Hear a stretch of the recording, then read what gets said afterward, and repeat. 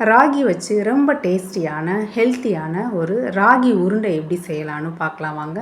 இந்த ராகி உருண்டை செய்கிறதுக்கு 2 கரண்டி அளவுக்கு ராகி மாவு எடுத்துக்கலாம். அது கூட கொஞ்சமாக உப்பு சேர்த்து வெதுவெதுப்பான சுடு தண்ணி ஆட் பண்ணி ஒரு புட்டு மாவு பதத்துக்கு இதை நல்லா மிக்ஸ் பண்ணி எடுத்துக்கோங்க. இந்த அளவுக்கு உதிரி உதிரியாக மிக்ஸ் பண்ணி எடுத்துக்கோங்க. இதை ஒரு இட்லி பாத்திரத்துக்கு மாற்றி 15 மினிட்ஸ் வேக வச்சு எடுத்துக்கலாம். இப்போ ஒரு மிக்ஸி ஜாரில் 1 கப்பு நிலக்கடலை, தேவையான அளவு நாட்டு சர்க்கரை, 3 ஏலக்காய் சேர்த்து நல்லா கொரகொரப்பாக அரைச்சி எடுத்துக்கலாம். பாருங்கள், இப்போ நமக்கு ராகி மாவு நல்லா வெந்துருச்சு. இதை நம்ம ஒரு பவுலுக்கு மாற்றிக்கலாம்.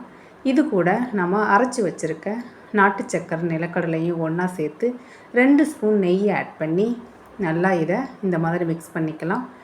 நல்லா இதை இந்த மாதிரி கையில் செஞ்சு விட்டு நல்லா அழுத்தி உதிரி உதிரியாக மிக்ஸ் பண்ணி எடுத்துக்கோங்க.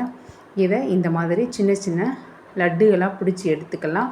இப்போ பாருங்கள், ரொம்ப டேஸ்டியான ராகி லட்டு ரெடி ஆகிடுச்சு. இந்த ஹெல்த்தியான ராகி லட்டு டேஸ்ட்டு வேறு லெவலில் இருக்குங்க. கண்டிப்பாக உங்கள் வீட்டு குழந்தைங்களுக்கும் மறக்காமல் செஞ்சு கொடுங்க. உங்கள் வீட்டில் குட்டீஸ் இருந்தால் இந்த மாதிரி நிறைய ஸ்நாக்ஸ் ஐடியாஸுக்கு நம்ம சேனலை மறக்காமல் சப்ஸ்கிரைப் பண்ணுங்கள்.